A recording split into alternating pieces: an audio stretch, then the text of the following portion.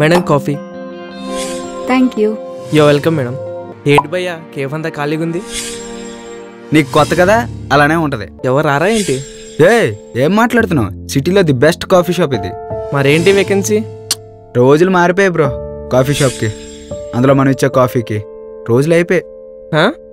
ఒకప్పుడు ఒక అమ్మాయి ఒక అబ్బాయి కలుసుకోవడానికైనా విడిపోవడానికైనా ఆఖరికి ప్రేమించుకోవడానికైనా ఈ కాఫీ షాప్లే వేదిక అయ్యేవి. అందులో మనం ఇచ్చే కాఫీలే సాక్ష్యాలు అయ్యేవి. ఇప్పుడు ఇక్కడ ఖాళీగా ఉన్న ప్రతి టేబుల్ కింద ఒకప్పుడు స్వచ్ఛమైన ప్రేమ కథలు నడిచేవి.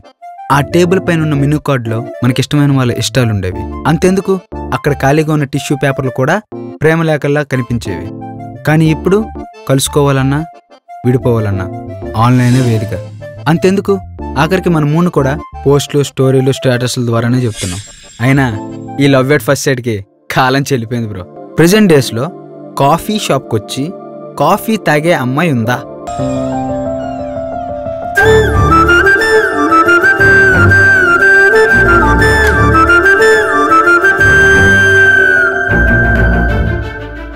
ఉండే ఉంటారు బ్రో. పోను ఉందే అనుకో.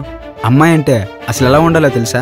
తనని చూడగానే 2 రెప్పలో వేయడానికి ఇబ్బంది పడేలా,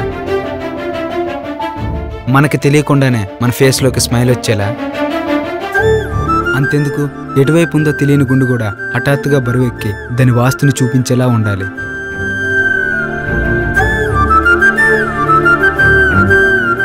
నువ్వు చెప్పిన క్వాలిటీస్ అమ్మాయిలో ఉన్నాయో లేదో తెలియదు, కానీ ఆ అమ్మాయి మాత్రం చాలా బాగుంది బ్రో.